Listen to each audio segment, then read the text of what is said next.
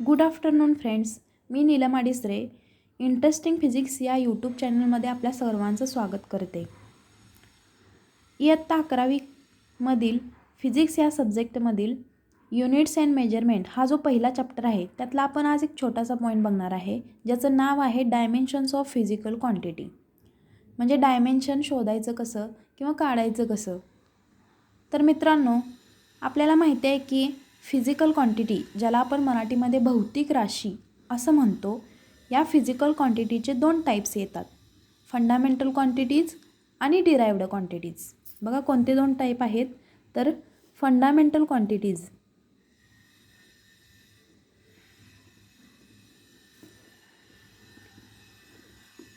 Fundamental quantity आणि दुसरा type आहे डिराइव्ड क्वांटिटी.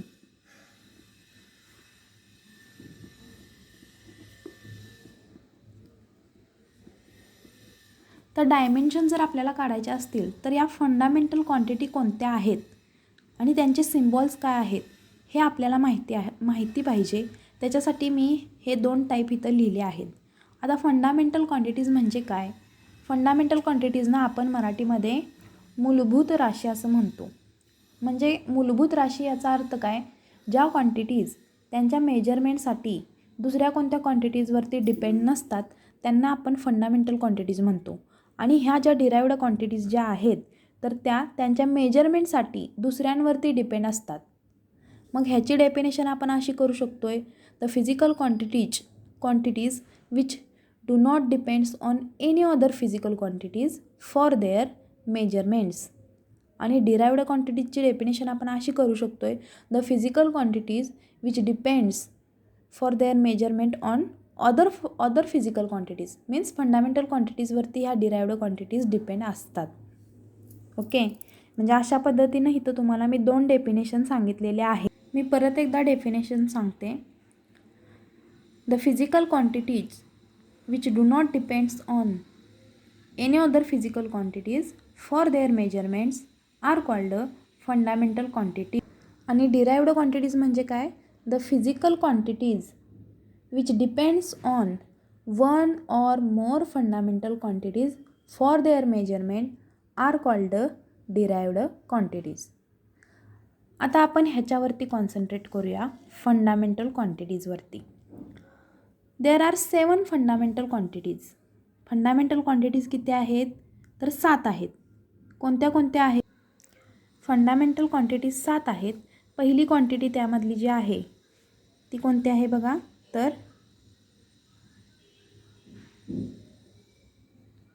लेंथ. दुसरी आहे मास. तिसरी फंडामेंटल क्वांटिटी आहे टाइम. चौथी आहे टेम्परेचर.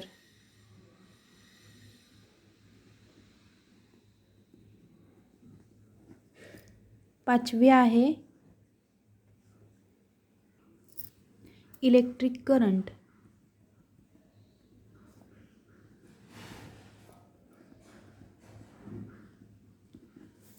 सहावी फंडामेंटल क्वांटिटी आहे ल्युमिनस इंटेन्सिटी.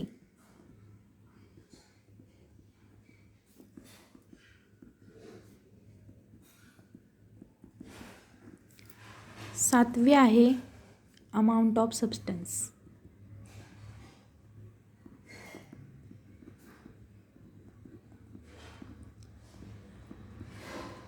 या ज्या 7 फंडामेंटल क्वांटिटीज आहेत, length, mass, time, temperature, electric current, luminous intensity and amount of substance, या फिजिकल क्वांटिटी त्यांच्या मेजरमेंटसाठी दुसऱ्या कोणत्याही फिजिकल क्वांटिटीजवरती डिपेंड नसतात. म्हणूनच त्यांना आपण फंडामेंटल क्वांटिटीज असं म्हणतो. म्हणजे काय? तर लेंथ मेजर करण्यासाठी असा कोणताही प्रकारचा आपण फॉर्म्युला वापरत नाही. आपण लेंथ डायरेक्ट मेजर करतो किंवा मास असेल ते आपण डायरेक्ट मेजर करतो. त्यांना युनिट्स असतात. लेंथ आपण मीटरमध्ये मोजतो. त्यानंतर मास आपण कशात मोजतो? तर किलोग्रॅममध्ये मोजतो. टाईम आपण सेकंदमध्ये मोजतो. अशा पद्धतीनं या फंडामेंटल क्वांटिटी त्यांच्या त्या स्वतंत्र आहेत आणि त्यांची मेजरमेंट आपण डायरेक्ट करतो. त्या मेजर करण्यासाठी आपल्याला दुसऱ्या क्वांटिटींवरती डिपेंड राहावं लागत नाही. त्यांना फंडामेंटल क्वांटिटी म्हणतो. या फंडामेंटल क्वांटिटीचा उपयोग डायमेन्शन काढण्यासाठी केला जातो. कसा केला जातो? तर त्यांचे आपल्याला पहिल्यांदा सिम्बॉल्स माहिती पाहिजेत. आता लेंथसाठी आपण कोणता सिम्बॉल यूज करतो? एल. माससाठी एम. टाईमसाठी टी. टेम्परेचरसाठी के. टेम्परेचरसाठी के हा सिम्बॉल आपण का यूज करतो? कारण की टेम्परेचरचं जे युनिट आहे तर ते काय आहे? केल्विन. आणि हे एसआय युनिट आहे. हे एसआय युनिट आहे. त्याच्यावरून आपण त्याचा सिम्बॉल के हा घेतलेला आहे. इलेक्ट्रिक करंट त्याच्यासाठी आपण सिम्बॉल आय वापरतो. ल्युमिनस इंटेन्सिटीसाठी आपण सिम्बॉल सी वापरतो. ह्याचं देखील युनिट कॅन्डेला आहे. त्याच्यावरून आपण त्याचा सिम्बॉल घेतलेला आहे. आणि अमाऊंट ऑफ सबस्टन्ससाठी आपण मोल हा सिम्बॉल वापरतो आणि ह्याचं देखील युनिट काय आहे? मोल आहे. आपण बघितलं तर पहिल्या 3 फिजिकल क्वांटिटी ज्या आहेत किंवा फंडामेंटल क्वांटिटीज ज्या आहेत तर त्यामध्ये लेंथ, मास, टाईम तर ते त्यांच्या इनिशियल लेटरवरून आपण त्यांचे सिम्बॉल घेतल्यात LMT. आणि temperature, electric current, luminous intensity, amount of substance यांचे जे सिम्बॉल्स आहेत ते KIC आणि मोल असे आहेत. जास्तीत जास्त पहिल्या 3 फंडामेंटल क्वांटिटीजचा वापर डायमेन्शनल फॉर्म्युल्यामध्ये केला जातो. या 3ना जास्तीत जास्त प्रायोरिटीज दिलेली आहे. आता ह्या देखील 7 फंडामेंटल क्वांटिटीजचे आपण डायमेन्शन्स लिहू शकतो. म्हणजे कशी लिहू शकतो? तर लेंथसाठी आपण कोणताही फॉर्म्युला तिथं वापरलेला नाही. लेंथ ही स्वतंत्र क्वांटिटी आहे. मग लेंथचा डायमेन्शन फॉर्म्युला आपण कसा लिहू शकतो? तर बघा, डायमेन्शन ऑफ लेंथ असं म्हणू आपण. Dimension of length. मी तुम्हाला सांगितलं की पहिल्या 3 फंडामेंटल क्वांटिटीजना प्रायोरिटीज दिलेली आहे. डायमेन्शन काढताना आपण स्क्वेअर ब्रॅकेटचा वापर करतो. स्क्वेअर ब्रॅकेटचा आपण काय करतो? वापर करतो. म्हणजे ह्या 7चे सिम्बॉल आपण लिहिलेले आहेत. गरज लागली तर हे 7ही सिम्बॉल आपण काय करतो? एका स्क्वेअर ब्रॅकेटमध्ये लिहितो आणि त्यांना पॉवर देतो. बघा, डायमेन्शन ऑफ लेंथ त्याच्यासाठी तुम्हाला डायमेन्शन कसं काढतात किंवा डायमेन्शन म्हणजे काय हे माहिती हवं. डायमेन्शन म्हणजे काय असतं? तर डायमेन्शन आपण युनिट्सवरून लिहितो. म्हणजे प्रत्येक फिजिकल क्वांटिटींना काहीतरी युनिट असतात आणि त्यावरून त्या युनिटची पॉवर किती आहे ती पॉवर आपण काय करतो? तर ती पॉवर आपण काय करतो? स्क्वेअर ब्रॅकेटमध्ये हे जे मी 7 सिम्बॉल लिहिलेले आहेत तर त्यांना देतो. आता कशा पद्धतीनं देतो ते आपण बघूया. Dimension of length. आता लेंथचं मला जर डायमेन्शन काढायचं असेल तर मी तुम्हाला सांगितलेलं आहे की पहिल्या 3 फंडामेंटल क्वांटिटीजना प्रायोरिटीज देतो. प्रायोरिटीज देतो म्हणजे नक्की काय करतो? तर सगळीकडे पहिल्यांदा LMT हे सिम्बॉल्स काय करतो आपण? मॅक्झिमम त्यांचा वापर करतो. म्हणजे LMT. मला डायमेन्शन कुणाचं काढायचं आहे? तर लेंथचं डायमेन्शन मला काढायचं आहे. मग लेंथचं डायमेन्शन काढण्यासाठी मला लेंथचं युनिट माहिती पाहिजे. लेंथ आपण कशामध्ये मोजतो? तर लेंथ आपण मीटर या एककामध्ये मोजतो. मग त्याचं युनिट जे आहे तर ते काय आहे? मीटर आहे. आता लेंथ ही फंडामेंटल क्वांटिटी असल्यामुळं त्याचीच फक्त पॉवर 1 येणार. 1 काय येणार? कारण त्याचं जे युनिट आहे ते मीटर आहे. हिथं मीटरला कोणत्याही पद्धतीची तुम्हाला पॉवर दिसत नाही. त्याची पॉवर एकच आहे ती म्हणजे 1. आणि 1 ही पॉवर आपण शक्यतो लिहित नाही. म्हणून Lची पॉवर 1 येणार. बाकी 2 ज्या फंडामेंटल क्वांटिटीज आहेत म्हणजे मास आणि टाईम त्या लेंथच्या फॉर्म्युल्यामध्ये येत नाहीत किंवा लेंथला फॉर्म्युला नाही आहे. त्यामुळे M आणि T या पॉवर आपण काय लिहिणार आहे? 0 लिहिणार आहे. अशाच पद्धतीनं तुम्ही सेम मासचं डायमेन्शन लिहू शकता. मग तुम्ही काय करणार ह्यावेळी?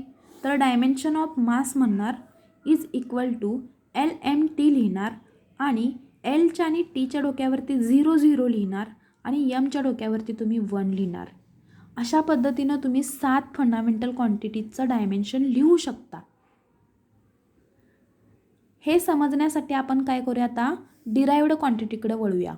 आता आपल्याला डायमेन्शन ऑफ फिजिकल क्वांटिटी हा पॉईंट शिकायचा आहे. त्यामुळं आपण काय करूया, तर डिराइव्ड क्वांटिटीज बघूया. आता डिराइव्ड क्वांटिटीज म्हणजे आपण म्हटलं की ज्या त्यांच्या मेजरमेंटसाठी दुसऱ्या क्वांटिटीजवरती डिपेंड असतात. मग ह्याचं उदाहरण जर घ्यायचं असेल डिराइव्ड क्वांटिटीजचं, तर पहिलं उदाहरण आपण व्हेलॉसिटीचं घेऊया.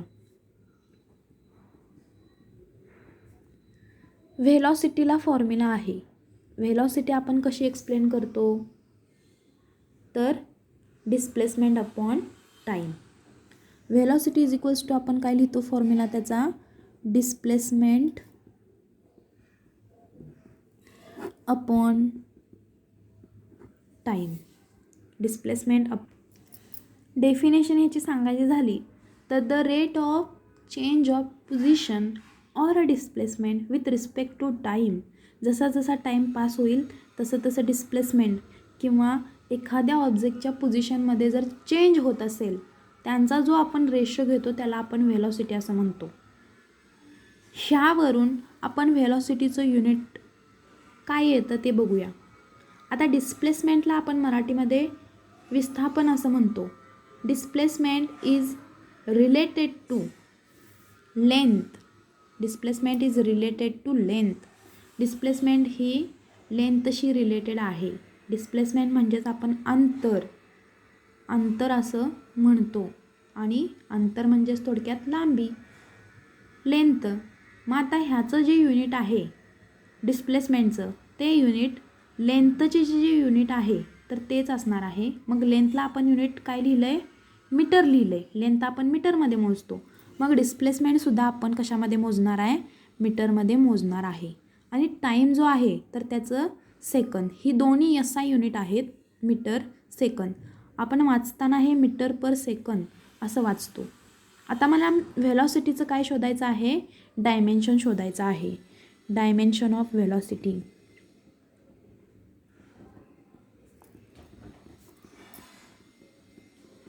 नेहमीप्रमाणे आपण काय करणार आहे बघा ह्यामध्ये, तर पहिल्या 3 फंडामेंटल क्वांटिटीज लिहिणार आहे. LMT.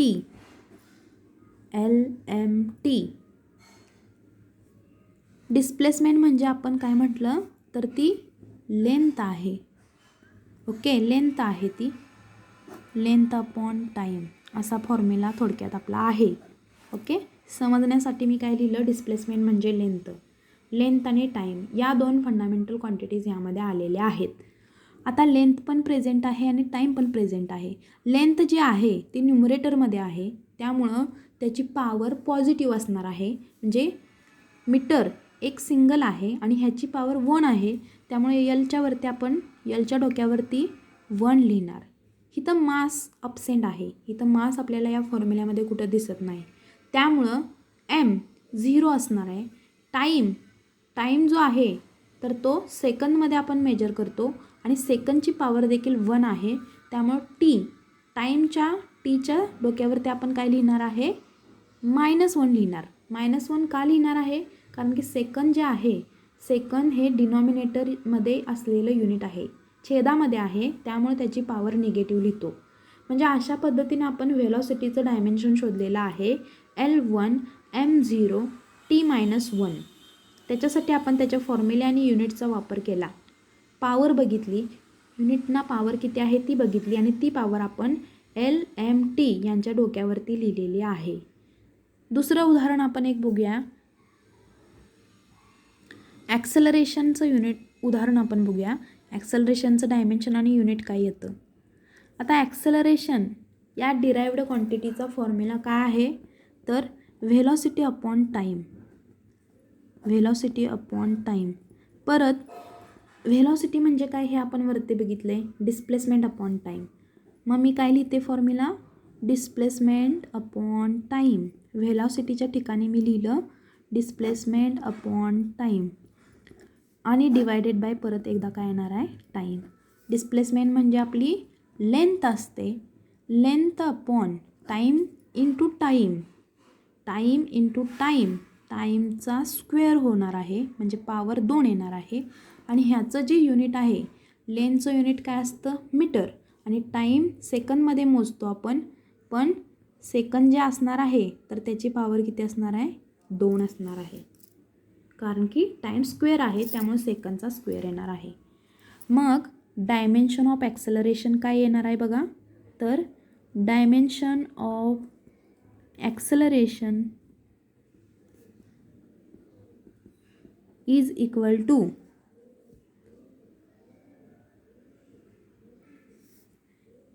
hence we use square bracket, then LMT.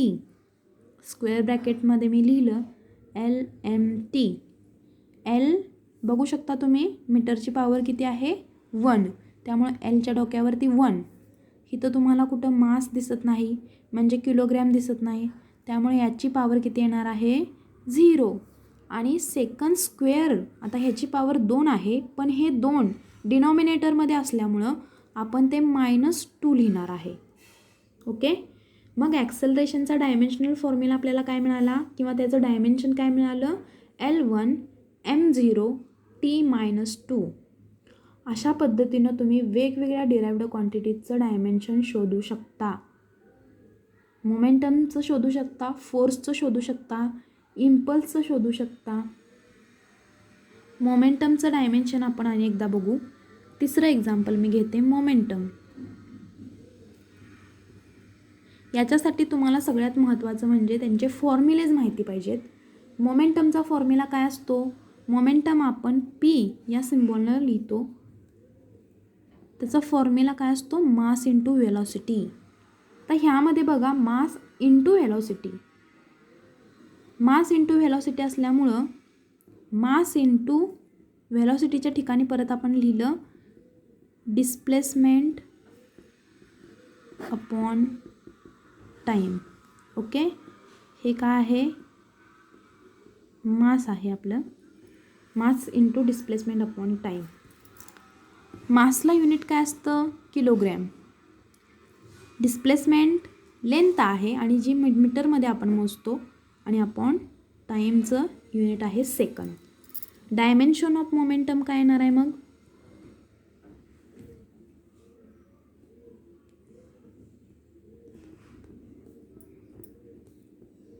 Dimension of momentum is equals to काय येणार आहे बघा डायमेन्शन ऑफ मोमेंटम LMT. नीट लक्ष द्या, इथं किलोग्रॅम प्रेझेंट आहे आणि ते कुठं आहे तर ते देखील अंशात आहे, त्यामुळे त्याची पॉवर किती बघा 1 आहे. आता इथं एमच्या डोक्यावरती आपल्याला 1 लिहायला हवं. मीटर आहे, मीटरची पॉवर किती आहे 1 आहे आणि सेकंडची पॉवर देखील 1 आहे. त्यामुळं मोमेंटमचं जे डायमेन्शन आहे तर ते सेकंड डिनॉमिनेटरला असल्यामुळं -1 येणार. L1 m1 t-1. तर अशा पद्धतीनं आपण डायमेन्शनल फॉर्म्युले शोधू शकतो वेगवेगळ्या फिजिकल क्वांटिटीजचे. Thank you very much. व्हिडिओ जर आवडला असेल तर लाईक आणि सबस्क्राईब नक्की करा.